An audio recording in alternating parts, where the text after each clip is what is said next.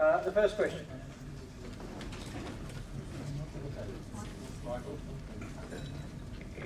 Yeah.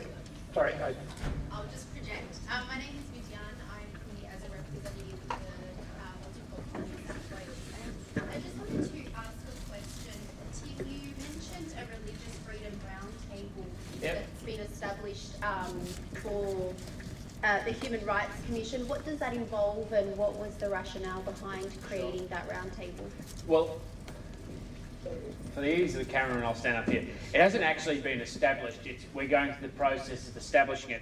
As I said in my speech, last year I spent the entire year going around the country talking to religious communities about the issues that concern them and how religious freedom, how they felt it was prevalent as a country. And what became clear is that the interaction and relationship between religious freedom and public policy was, as other speakers have addressed, is quite vexed at the moment. And it's vexed partly because of the nature of the discussion, which is, again, the subject which we've all talked about, of which I've said that part of the problem is it's very much stuck in a zero-sum game arrangement.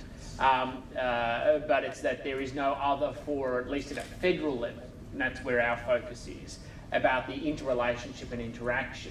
And rather than having visiting this every time the issue comes up, it's how do we have a constructive, ongoing discussion about the nature and role of religious freedom in 21st century Australia. So we have said we're seeking to establish this. We are going through a process of designing it at the moment because, as you can imagine, we have a country of 22 million people travelling a geography of which there are many different religions, and then I'm not just talking about the three significant ones I mentioned, but of course factoring in Buddhism and of course how it needs to interrelate between even Aboriginal faith or religion or spirituality, because the issues we face are fundamentally very complex, and I don't want to see a retreat of religion in the public square. I mean, as somebody, even though I'm not of faith, and when it comes down to it, I recognise the secondary or public benefit of religion in terms of its contribution towards discussions around morality and personal autonomy and individuality, and that it is part of, one, the contest of ideas, but also the relationship of people to other people. So that's why I want to have that constructive dialogue and see how we can do that. So I don't have a full answer to your question. We're figuring that out at the moment. I know there are interfaith dialogues at a state level. We're planning to do this as an instrument under the government, but the hope is that it will really constructively progress that discussion, particularly with immediate coming challenges, which we're fully aware of exist, and I'm sure you are as well.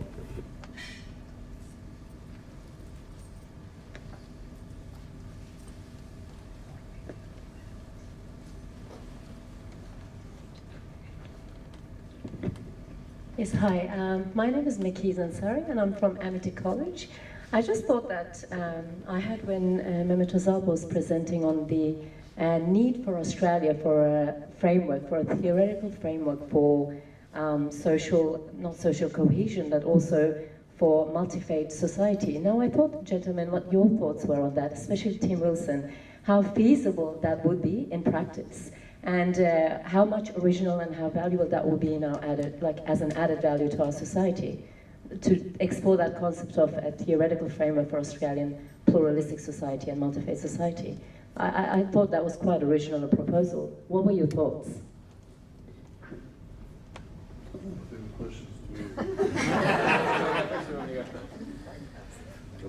We'll all have a go. You go. Share it around. The trouble is, when you use the word theory, people think it's up in the clouds, but it's a theory of the practice. So it's actually having conversations like this and thinking together through to a new place where there's a deeper wisdom together. That's what it means to develop a theory of multi-faith Australia. So it is not disconnected from practice, but actually trying to find the wisdom of what it means to live together. And I think roundtables or any kind of conversation from the ground up is how it's going to happen in the next 10, 15, 20 years in Australia. If it doesn't happen from the ground up, I don't think there's much opportunity or possibility for it to take root. I mean, I couldn't agree with those comments more. And in practice, we already live in a multi-faith society, and the need to connect it from theory to action is in large part why I raise the importance of a religious freedom table. Is that is essentially what we're seeking to achieve. How do you work within an environment in a country where there are diverse faiths? People see the role of faith in its own diverse way as well. It's not all common views about how much it can be used as the basis for engagement in the public square. And how does that not just interrelate between faiths, but also those of no faith? And how do we preserve and protect that at the same time? Now, what people do in their own buildings of religious worship is one thing. Its interaction, particularly with public policy, where there will be the most contest and most contention, and where there is already, is where we need to have a really constructive discussion. Outside of that, all that's necessary is a mindfulness and respect and tolerance for others, and those are things that we're continually seeking to try and achieve, whether it's on the basis of race or gender or anything else. And there are lots of programs going into that. How much should we be investing programs along those lines on the basis of religion? I don't know, but it's something that we should factor in as well. If I may just comment, sorry, Michael. If I may just say that when we look at some of the values that we cherish in the Western society, they really go back to philosophers, and like Tim mentioned Locke before, and his letter of toleration. Now Locke was friends with Hobbes, and Hobbes was an expert on Ottoman society and history, and he took a lot of some of the ideas comes from Hobbes' views on Ottoman society and pluralism. Even in Locke's letter of toleration, he refers to Ottoman cases in that, if you have anyone read it here. And then, so somebody like Locke had to come up with, a theory for it. And then the utilitarian ideas that we have, as long as you don't hurt somebody, it's okay, or let's work for the majority goodness. These are also ideas that are very prevalent in our thinking and in our practice, also comes from certain theories. But those theories are, yes, it's not detached from the reality out there, but usually thinkers, philosophers, they stretch our imagination and they can correlate between what's happening around them and then come up with something new. I think the same thing needs to be done. And in a way, Muslims' presence in Western societies has two benefits. One is that it forces us to think about these issues, because Muslims are a bit resilient people. They're not assimilating, and they just seem to preserve themselves quite well. But then, how do you deal with that? How do you deal with the permanent presence of Muslims in our societies? This hasn't been thought about. The secondly is that engaging with Muslims, actually Muslims do have a very good historical record. Just to give you an example, I don't think you should look at the status of the Muslim world now, like Syria, Egypt, or Iraq. I'm not talking about that example. I'm talking about the example that came before colonization of the Muslim world, when they had a full civilized swing of civilization. Like for instance, during the Ottoman Empire, when they built nursing homes, or sort of homes where elderly who did not have any relatives to look after them, they built synagogues, churches, and mosques in these places, because they had citizens that came from these Christian and Jewish background. So the state thought about this. I think this is a very good expression of a pluralism, because they look at the need of individuals and communities from birth till death, and then cater for those services, which I think we're still yet to catch up to that level of thinking.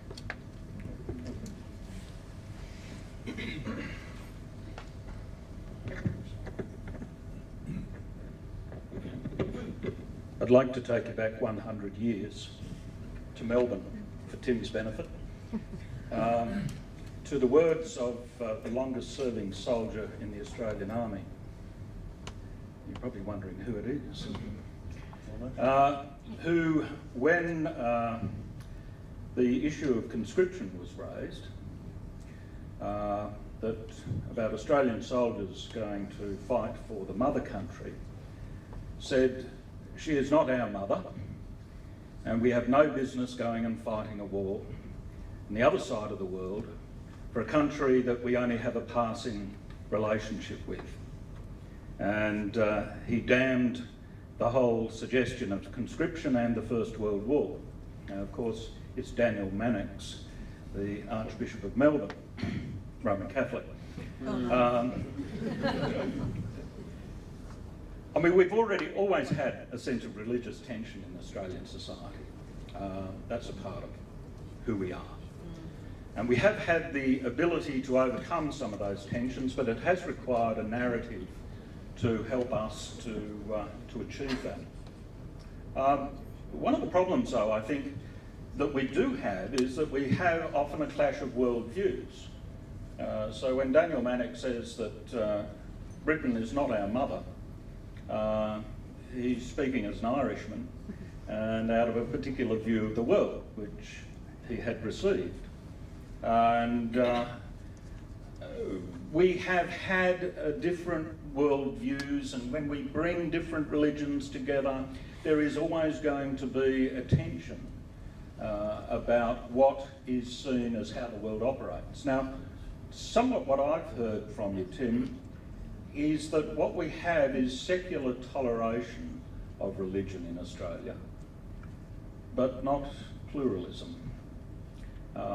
Because the secular state will always set the rules. Democracy, rule of law, all of those things, which are the beliefs, the structures of the secular state, but not necessarily of any particular religion. Well, I mean, thanks for that observation. I mean, that is right. That is what we have in this country. We do have a secular state, but there's always a tension between the private and the public sphere. And particularly this is the case as the role of government expands. And so when education was primarily provided by religious faiths, as it used to be in Melbourne, of course, it could be much more freely determined how it would operate based on faith because the government wasn't involved.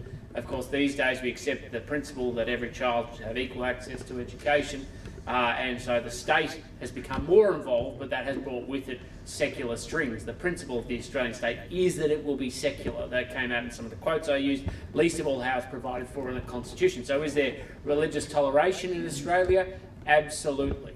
And is there, but are there values embodied within the structures of our democracy that have religious history or significance or act as a backdrop? You also can't dispute that as well.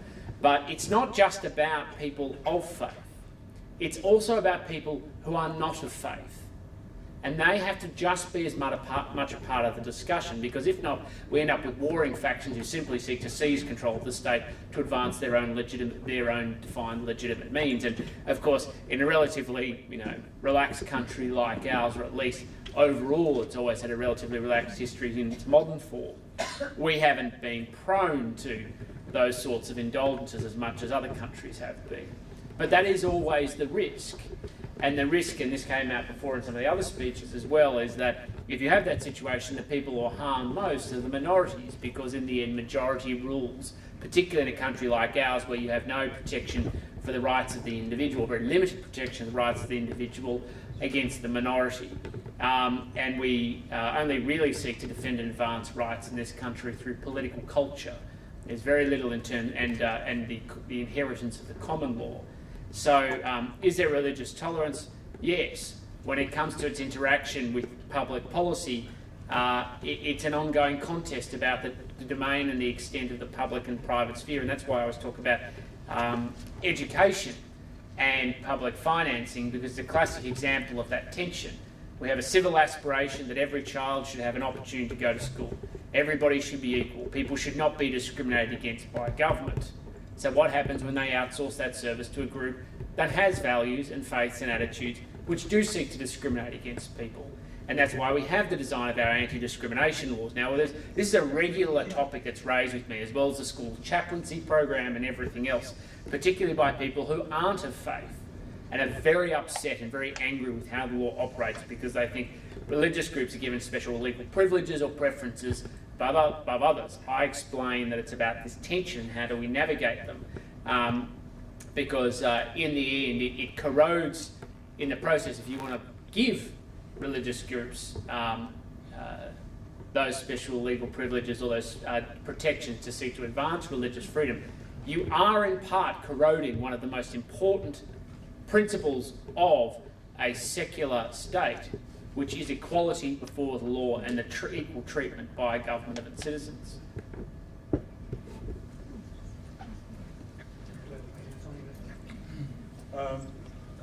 Look, I just want to. We can't disagree with what Tim said. There's advantages to secular democracy or secularism, but there's also disadvantages, especially for religions. It seems that in a secular society, religion goes backward. But when you put religion in the state, then only one persuasion seems to benefit from that, rather than everybody. It's very difficult. On one hand, if you have a theocracy, on the other extreme, you've got the communist, atheistic kind of society. Secularism sits somewhere in between. But I think it's also shifting. It's shifting the pendulum, or the equilibrium line of secularism and religion is not static, it's dynamic, and it's been shifting towards atheism more than religious. I think that there needs to be two things in my view. One is that we need to highlight the universal human values, or universal values that all religions share, and promote them. And in that way, the state promotes not only, what religions want at the end of the day, but also what actually unites us. Because when you have so much diversity and two different religions, how are you going to coexist? You need that common ground, and that's one thing. And secondly, it's almost become embarrassing to talk about religion in any social setting, and this is not healthy as well. If religion is beneficial, it should benefit society a bit more publicly. And I think Muslims' presence in Australia is shifting that equilibrium towards the centre a bit more. I really think that the visual, like when a Muslim fasts, you can't ignore the fact that he's fasting 1 month. Your colleague can't go to lunch with you, or a Muslim woman covering her hair, or praying 5 times a day. Islam is a visible religion. You can't hide it. It'll be there. I think that'll help the debate a little bit in the future. I can take one more. Take these 2 questions, please.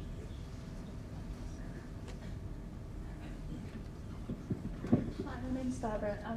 I was wondering for each of you if you would say that the discussions, say around the round table that you're proposing, Tim, shouldn't be more of tolerance but more of acceptance of everybody's religious freedoms. Like for myself personally, I believe that your religious beliefs is your own personal belief, and you should be accepting of everybody of their own personal beliefs. Where I've come from Auckland, like my closest friend in the world, he's Muslim. I've known him half my life. He's got absolutely wonderful kids, wonderful, intelligent, strong woman as a wife, and we've got friends from all different denominations. I flew back to New Zealand in November for our friend's Hindu wedding. Like, shouldn't we be more about accepting other people's cultures instead of just saying we're going to tolerate them? What are your ideas on those, or your thoughts on that? Well, I like to use, I prefer the word respecting other people rather than tolerance or acceptance, but you can't ignore the fact that some people don't accept other religious groups. And that is just as legitimate an exercise or a decision of their views as respecting or accepting them as well. I mean, there are plenty of people who are outwardly atheist and don't just seek to say that, they seek to practice it and they seek to oppose religious faith. And that includes barely tolerating and barely accepting other religious faiths. That is a legitimate worldview. But at least you can respect those people on the basis of their common humanity and respect the fact that they have the right to hold that view. And so I think the objective is to try and get to a society where everybody at least respects the fact that they have their own individuality, that they have the freedom to be able to exercise those rights that are an expression of their individuality, so long as they don't do harm to others or don't infringe on anybody else's rights. And that is the only way you're going to build a society where you can have a mindfulness and respect for everybody. Because, to be quite frank, we can't just look at this as simply about how everybody treats religion. Religions don't always treat people well who aren't of faith. And least of all, one of the things I am is both Commissioner for Human Rights, but I'm also the de facto Commissioner for Sexual Orientation, Gender Identity and Intersex Status issues. And, you know, let's not try and ignore it. The fact is, religions aren't always good to gay people. They haven't always been in the past. They aren't now. They may not always be towards the future. There's barely tolerance sometimes from some religious communities. Least of all, and how they engage in some aspects of debate around public policy and what laws should say. I'd like to have a society where everybody would tolerate each other, but that doesn't necessarily mean we all have to live in a society where we accept each other. But I do think we need to have a society where at least we respect each other, because some people will never accept people for whom they are and the way they go about their lives. And that's just a legitimate choice as tolerating or respecting. If I may just comment as well, I agree with Tim. There are people out there who need tolerance, who need to be at that level. I think there is tolerance, respect and acceptance. At minimum, people should be at tolerance level.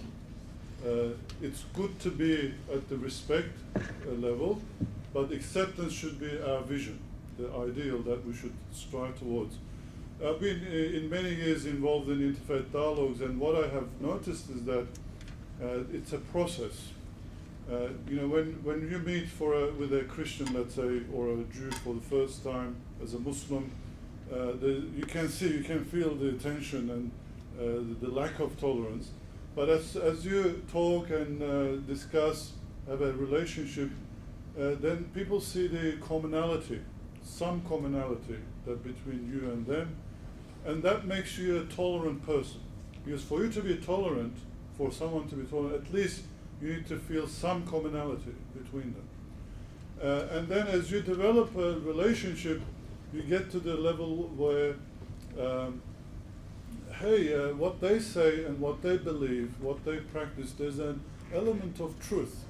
You may not accept it as complete truth, but the moment if you come to the level of, hey, they've got some truth, that's when acceptance happens.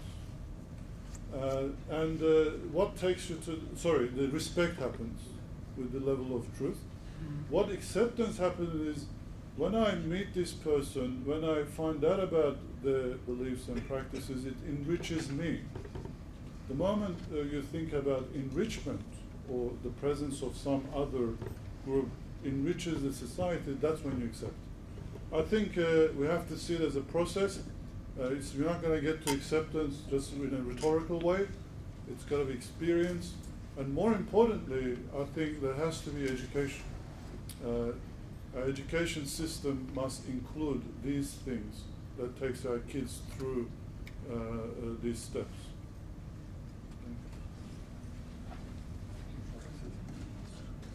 Just one thing. can I go back to your first comment?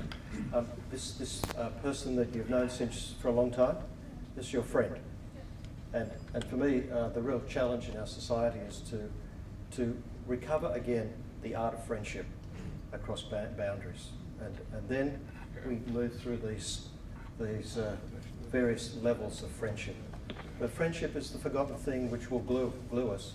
When laws won't help anymore or institutions fail, it'll be grassroots recovery of friendship which will be the key thing. To ask Father Andrew to thank our guests. Thank you, Michael.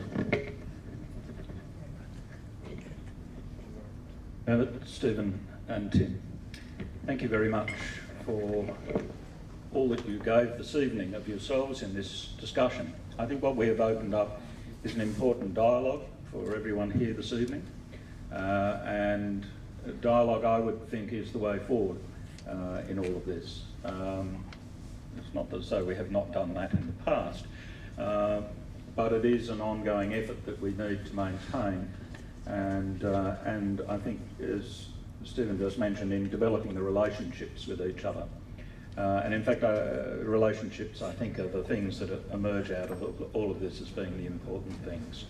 So thank you for that, and I hope we've developed some good relationships with each other this evening in this opportunity between both Affinity and the St James Institute in having this particular conversation. So on behalf of us all, thank you very much.